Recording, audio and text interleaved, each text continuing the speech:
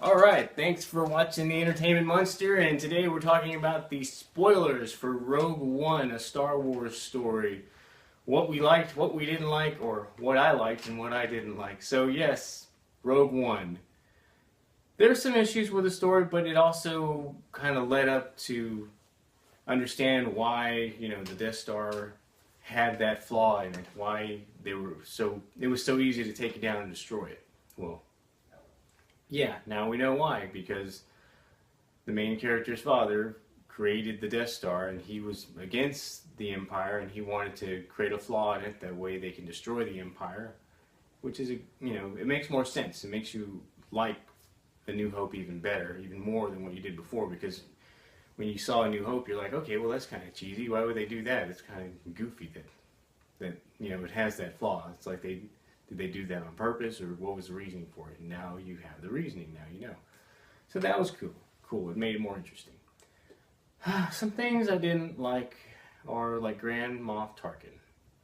The digital imaging, I guess the texture of the skin for me, the light, how it reflected off him, it looked too much like a CGI character, and I would have preferred maybe to use another actor and paint him up like Grand Moff Tarkin, or maybe not even have him in there at all. Same thing with Princess Leia. And here's where I have my issues, because you're going to have a Han Solo movie, and you're going to have Lando Calrissian and some other familiar characters, and they're going to be portrayed by different actors. And that's a standalone movie as well. So now you have these CGI characters, or computer, however you want to call it, in there, and they look just, like the original characters from 1977.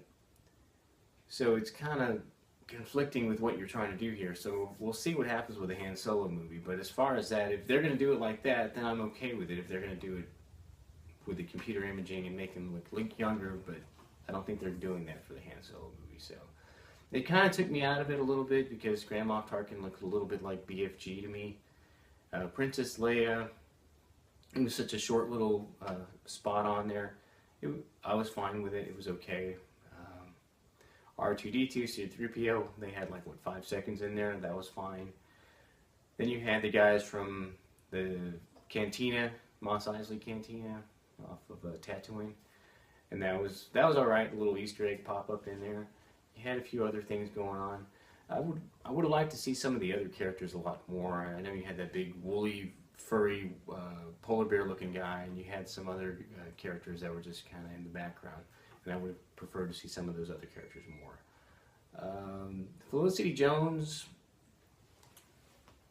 I don't know how I feel about her as her role, her portrayal. I think I would have preferred another actress in that movie, but she's a good actress, but I think we needed somebody else who had a little bit more charisma, who would have brought you into the story more.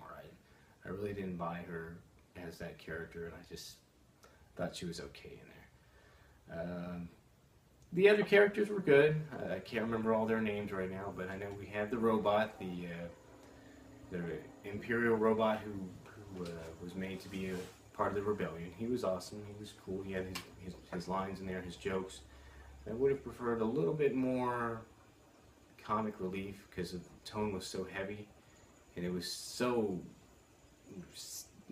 kind of down there compared to the other movies. You had a little bit of hope in the other movies. In this one, everybody dies, so you would have liked to see at least one character maybe live, or something decent happen to some other character, or maybe even add in another character who's part of the stories further down. Maybe put Admiral Akbar in there instead, or somebody else, but to put something more promising in there. And then, of course, you had Jamie Smits in there, and he was in the other two prequel movies, episode 2 and 3, and that was fine having him in there. But overall, as far as I would rate the Star Wars movies, I would definitely say see this movie before you watch. If you've never seen a Star Wars movie, watch Rogue One, watch episodes 4, 5, and 6 in order, and if you want to go back to the prequels, watch those. But yeah, it's a solid movie. As far as I rate it, though, I would say Empire Strikes Back is awesome. A New Hope, Force Awakens, Return of the Jedi, Rogue One is in there, and then of course the prequels. They're somewhere in there too. I don't hate the prequels, but it was the dialogue in those movies that just kind of dialogue and some of the CGI stuff that threw me out. But this was a beautiful movie to watch. The backgrounds, the drops, everything was awesome.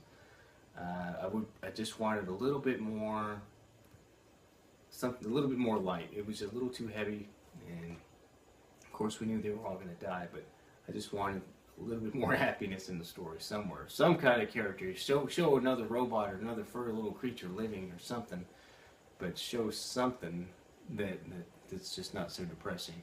And Darth Vader, he was fine in his scenes, but his mask looked a little different. It looked a little weird, like around the collar there. It looked like it was like poofing out a little bit. I don't know. Anyway, let us know what you think. What were your favorite Easter eggs?